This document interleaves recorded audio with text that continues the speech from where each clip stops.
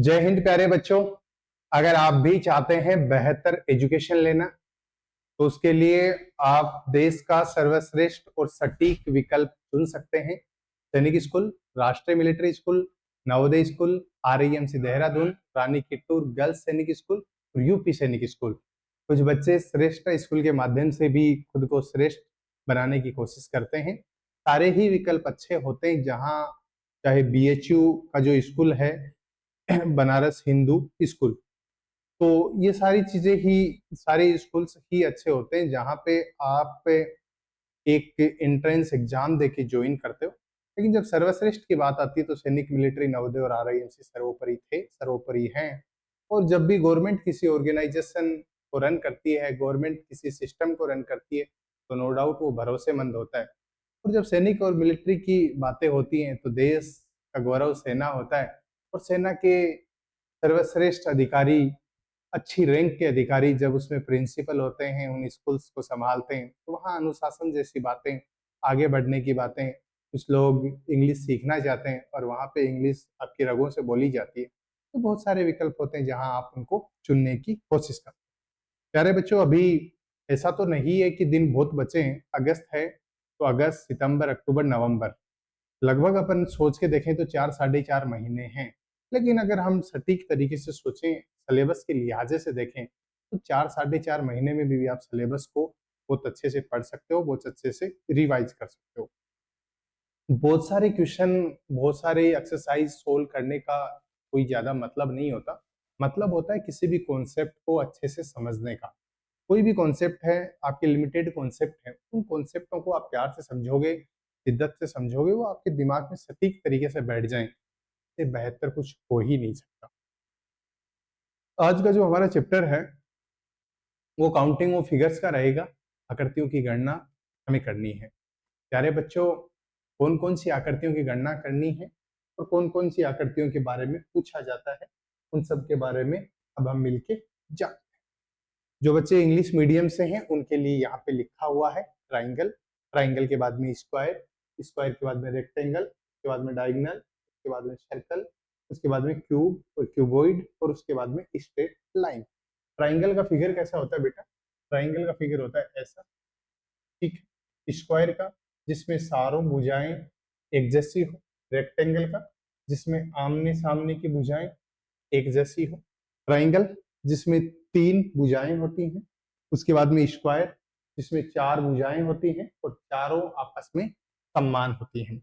Rectangle, जिसमें आमने सामने की भुजाएं इक्वल होती हैं।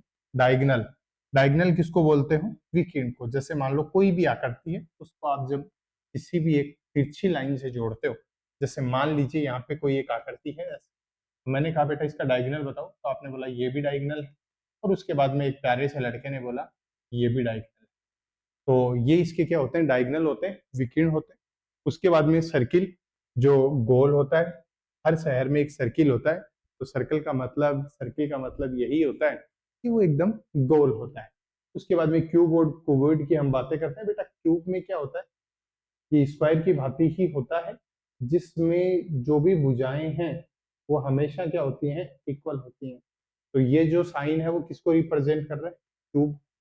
क्यूबॉइड है, वो रेक्टेंगल की भांति होता है, जिसमें 2 भुजाएं इक्वल होती हैं। कहने का मतलब है आमने सामने की भुजाएं समान होती हैं। ये किसको रिप्रेजेंट कर रहा है? क्यूबॉइड को, जिसको आप हिंदी माध्यम में घनाभ बोलते हो, और इसको आप क्या बोलते हो बेटा? घन बोलते हो। स्ट्रेट लाइन, जब भी लाइनिंग की बात होती है तो लाइन आप ऐसे भी खींच सकते हो हर्ष बेटा, पार्थ आप ऐसे भी खींच सकते हो। आप लाइनिंग को किस भी बिहाफ पे कैसे भी खींच सकते हो। जो हिंदी माध्यम के लड़के, खास तौर से जो आदित्य हमसे जुड़ा हुआ है, वो ये बोलेगा कि मैं ट्राइंगल को क्या ही बोलूं, तो हम उसको बोलेंगे आप त्रिभुज बोलो। उसके बाद में स्क्वायर को क्या ही बोलो? वर्ग बोलो। उसके बाद में इसको रेक्टेंगल को क्या बोलो? रेक्टेंगल को आप आयत बोलो। और उसके बाद में डायगोनल को आप विकीर्ण बोलो, विकीर्ण। और उसके बाद में बेटा जी सर्किल को आप वर्त बोलो। आगे वाली चीजें हमने आपको लिख दी हैं। क्यूब को आप घन बोल सकते हो, क्यूबॉइड को आप घनाभ बोल सकते हो। ये सारी चीजें आपको समझ आ गई, आप इनका स्क्रीनशॉट ले लीजिए। अभी बेटा रक्षाबंधन आने वाली है, रक्षाबंधन को आप अच्छे से एंजॉय करो। एक साथ में आपको एक सजेशन ये रहेगा कि जो आपका स्कूल का काम है वो जितना भी आप निपटा सकते हो, 15 सितंबर के बाद आपकी स्कूल की चीजें नहीं जानी चाहिए किसी भी सूरत पे।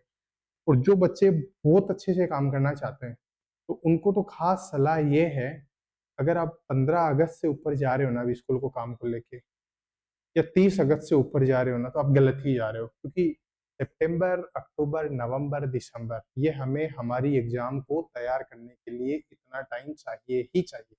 उसमें क्या होता है कि अब जो काम चल रहा है वो कई गुना से बढ़ेगा, तो उसमें जो आपका स्कूल वाला बर्डन है उसको आप पहले ही खत्म कर लीजिए। तो अभी आपका लास्ट टारगेट ये रहेगा कि 30 अगस्त तक आप अपने स्कूल की जो भी सिस्टम है उसको आप निपटा लीजिए।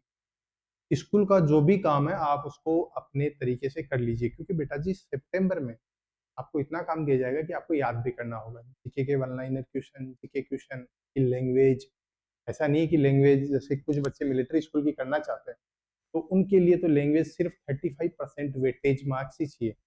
लेकिन जो बच्चे सैनिक की करना चाहते हैं वो हिंदी से करना चाहते हैं तो उनको हिंदी पढ़नी है, इंग्लिश से करना चाहते हैं तो इंग्लिश पढ़नी है, और आपको मैथ पढ़नी है, रीजनिंग पढ़नी है, जीके पढ़ना है, जीके में आपको स्टैटिक जीके पढ़ना है, वन लाइनर जितने भी क्वेश्चन है वो सब आपको पढ़ने ही है, कहीं कोई विकल्प नहीं है। तो अभी आप ये कोशिश कीजिए कि इस मंथ में, अगस्त में, आप अपने स्कूल को निपटा लीजिए।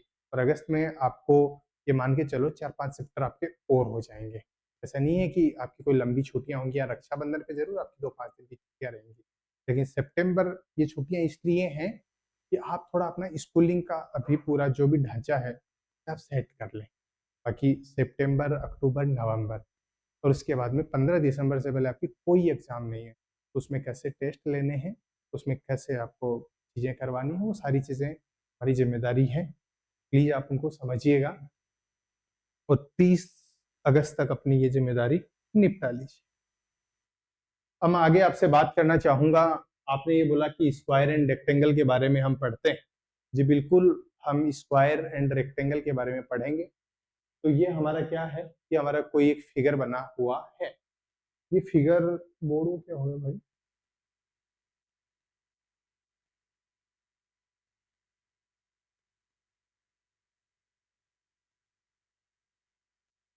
ये जो हमारा फिगर बना हुआ है ये किसको रिप्रेजेंट कर रहा है? वर्ग को बता रहा है। और हिंदी माध्यम के बच्चे इसको क्या बताते हैं? हिंदी माध्यम, इंग्लिश मीडियम के बच्चे इसको स्क्वायर बोला करते हैं। तो बेटा जी यहाँ पे ये स्क्वायर का मतलब ही क्या होता है? स्क्वायर का मतलब ये होता है कि जब भी आप उसे बनाओगे चारों भुजाएं कैसी होंगी? चारों भुजाएं एक जैसी ही होंगी।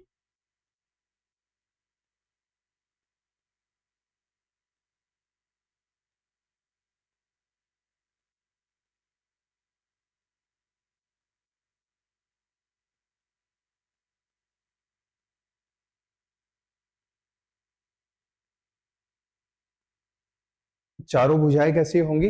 चारों भुजाएं एक जैसी होंगी, मतलब इनकी जो लेंथ है वो क्या रहेगी? इनकी लेंथ इक्वल ही रहेगी। एक बार आता हूं मैं, है ना।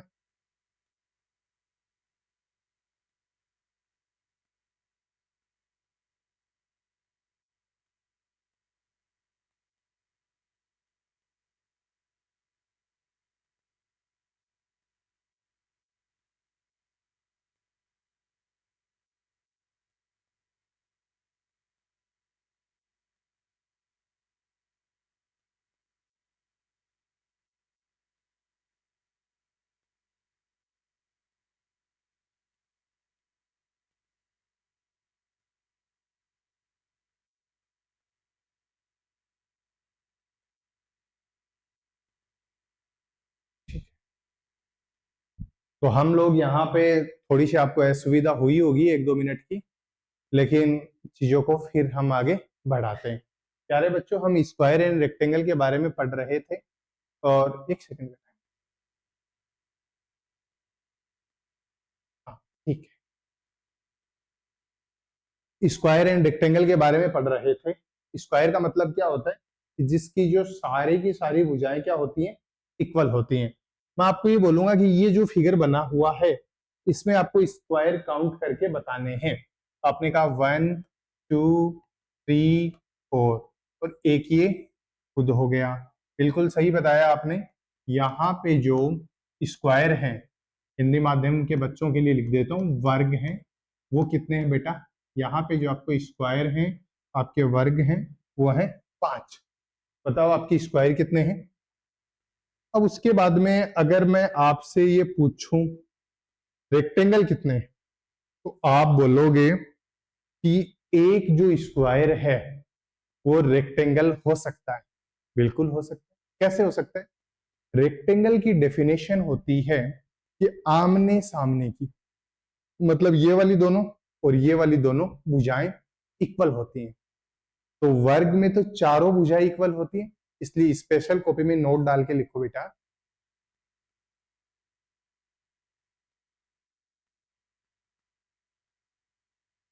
कोई भी स्क्वायर, कोई भी स्क्वायर, स्क्वायर के कोष्टक में लिखो वर्ग, कोई भी स्क्वायर रेक्टेंगल आयत हो सकता है।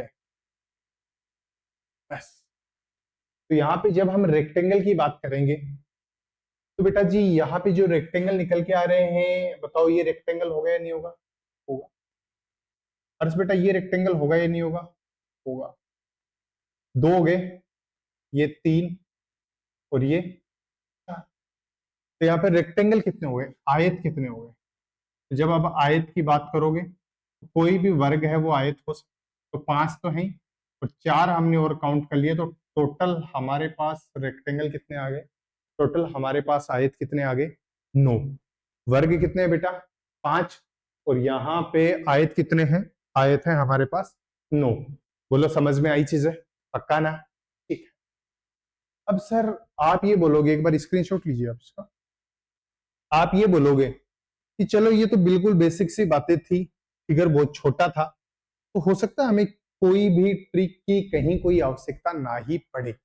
लेकिन जब बड़ा फिगर आएगा, आगे वाले जो बड़े क्वेश्चंस आपको हम लिखवाए जाएंगे, उनको हम कैसे डील आउट करेंगे?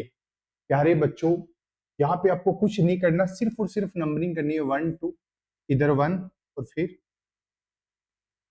जब भी आपको वर्ग निकालना हो, स्क्वायर निकालना हो, तो आपको क्या करोगे? यहाँ जो रो है उसके सबसे बड़े नंबर को और कॉलम के सबसे बड़े नंबर को, भाई ये कॉलम है तो कॉलम के सबसे बड़े नंबर को और ये रो के सबसे बड़े नंबर को आपस में मल्टीप्लाई करवाएंगे। 2 गुणा 2, फिर प्लस का साइन लगाएंगे। कब तक मल्टीप्लाई करवाएंगे? बेटा जब तक मल्टीप्लाई कराएंगे जब तक किसी एक साइड से 1 नहीं आ जाए। और इस क्वेश्चन में तो दोनों साइड से ही 1 है। भाई ये 1 है, ये इधर से भी काउंट हो रहा है और ये इधर से भी काउंट हो रहा है, तो दोनों साइड से 1 है यहाँ पे। तो 2 multiply by 2 4 plus 1 multiply by 1 is equal to 5। जब आपसे कोई स्क्वायर की बातें करे, जब आपको कोई वर्ग के बारे में पूछे, तब आप कितना बता दोगे जी? तब आप बोल दोगे 5। बता सकते हो? ठीक है। अब मैं आगे आपसे बात करता हूं, जब कोई आपसे आयत की बात, आयत मतलब रेक्टेंगल, जब आपसे कोई रेक्टेंगल के लिए पूछे तब आपको क्या करना है?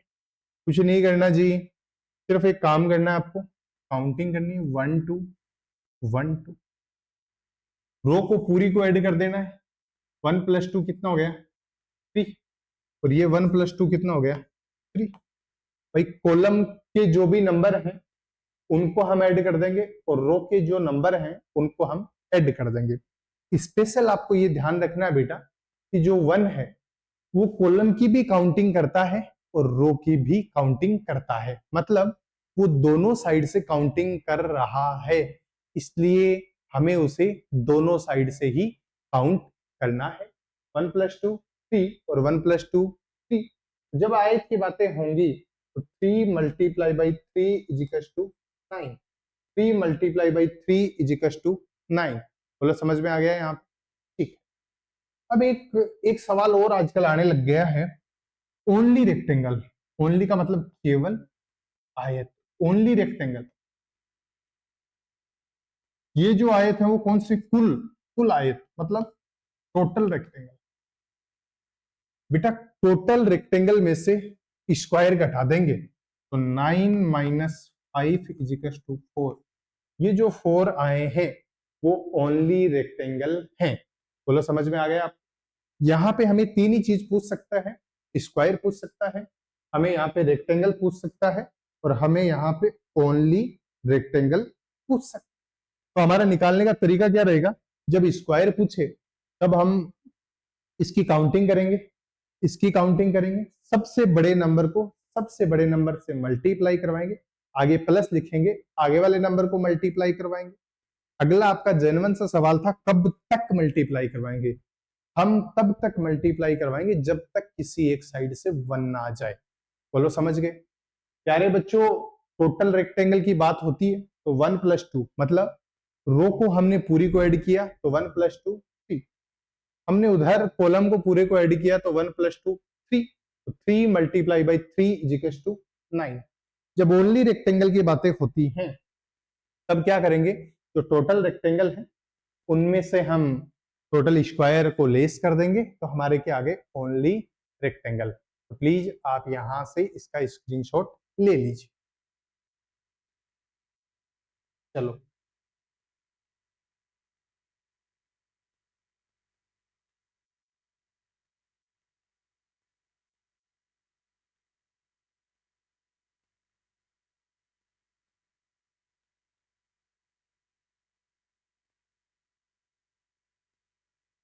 ये आपको आकृति एकदम वर्ग जैसी नहीं लग रही होगी, लेकिन ये मान लीजिए कि आप ये इक्वली ही है।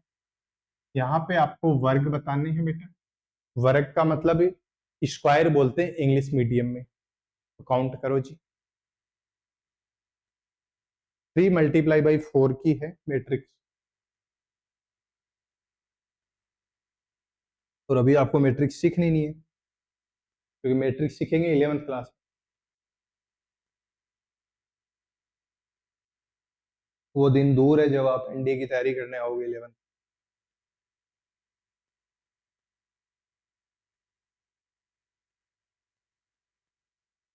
प्यारे बच्चों, हमें स्क्वायर काउंट करना है। हम क्या करेंगे? 1 2 3, 1 2 3 4 काउंटिंग करेंगे। ठीक, स्क्वायर निकालने के लिए हम यहाँ पे रो के सबसे बड़े नंबर और कॉलम के सबसे बड़े नंबर को आपस में मल्टीप्लाई करवाएंगे। तो हर्ष बेटा 4 मल्टीप्लाई बाई 3 प्लस, आगे बढ़ते हैं 3 मल्टीप्लाई बाई 2 प्लस, आगे बढ़ते हैं 1 मल्टीप्लाई बाई 2, 3 मल्टीप्लाई बाई 4 या 4 मल्टीप्लाई बाई 3, 3 मल्टीप्लाई बाई 2 और फिर 2 मल्टीप्लाई बाई 1।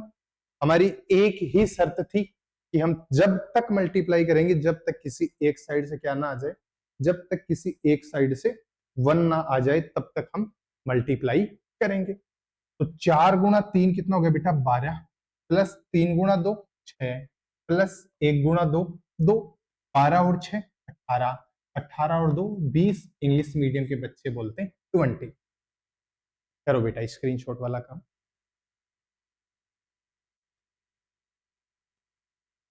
हाँ, जो जो सवाल आपको पूछने हैं मैं आराम से पूछ लूंगा, ना ही टेंशन लो आप।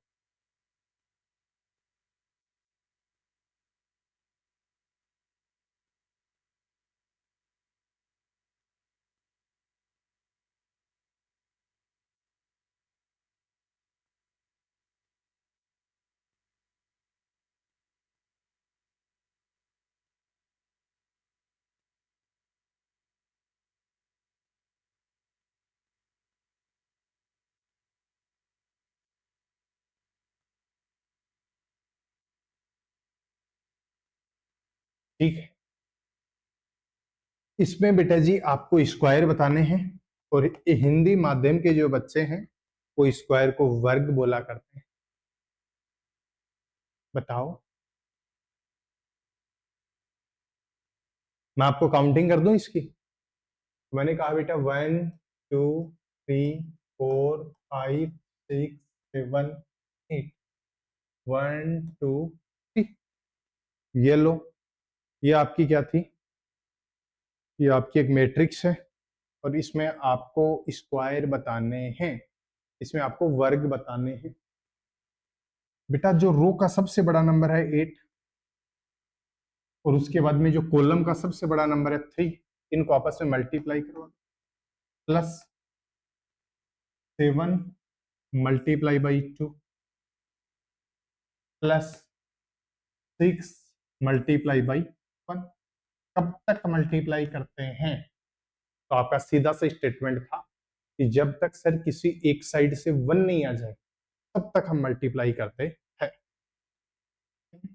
और जब भी आपको मौका मिले बीच में स्क्रीनशॉट लेने का, लास्ट में आपको मिल जाएगा। और मैं लगभग बोर्ड से दूर रहता हूँ जिससे आप बोर्ड की चीजें देख सको। साथ साथ बोल तो दूर भी सकता हूँ क्योंकि माइक है, उसकी कैपेसिटी होती है आवाज कैच करने की और आपको सुनाने की। लेकिन अगर मैं आगे आ गया तो बोर्ड की इतनी औकात नहीं होती ये चीजें आपको दिखा दे। तो बेटा 8 3 जा कितना होता है 24 प्लस 7 2 जा 14 प्लस 6 1 जा 6। तो यहाँ पे 14 plus 6 20 20 plus 24 is equal to कितना हो गया 44। तो यहाँ पे आपके टोटल स्क्वायर कितने आ गए बेटा जी 44। करो आगे काम।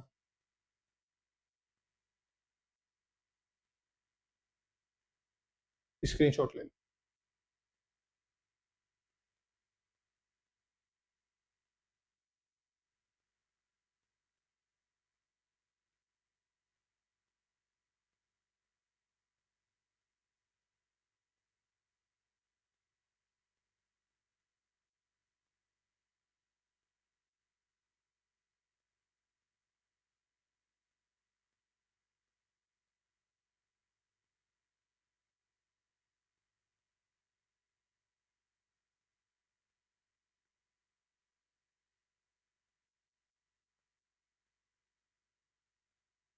ये 5 बाई 5 की मैट्रिक्स है और इसमें आपको स्क्वायर बताने हैं। हिंदी माध्यम के बच्चों को वर्ग की बातें करनी है। करो बेटा, कमेंट पढ़ूंगा मैं आपके, ऐसे काम नहीं चलेगा।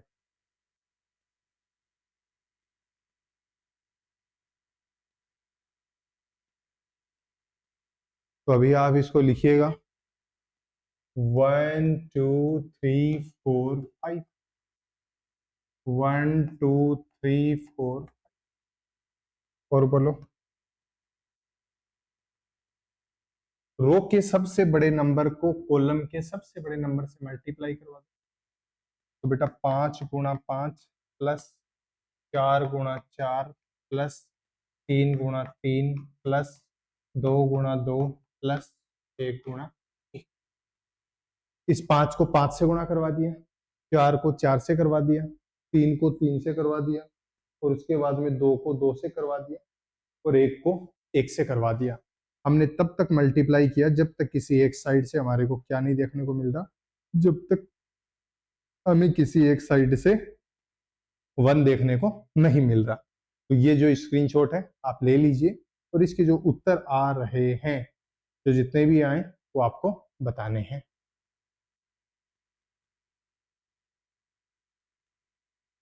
ठीक है, अब सर हम थोड़ी और आगे बात करते हैं। आपको एक नई मैट्रिक्स और बना के देता हूं। वो मैट्रिक्स है 5 बाई 3।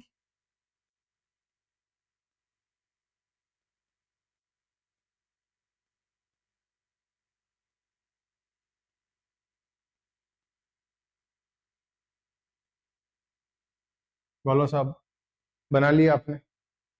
इसमें आपको क्या बताना है? इसमें आपको टोटल रेक्टेंगल भी बताने हैं और ओनली रेक्टेंगल भी बताने हैं। टोटल रेक्टेंगल को आप बोलते हो कुल आयत, और वर्ग आपको बताने ही पड़ेंगे। क्यों? क्योंकि आप केवल आयत तभी निकाल सकते हो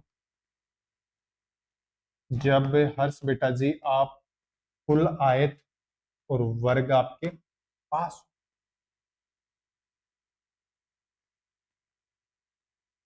करो कार्रवाई सेट।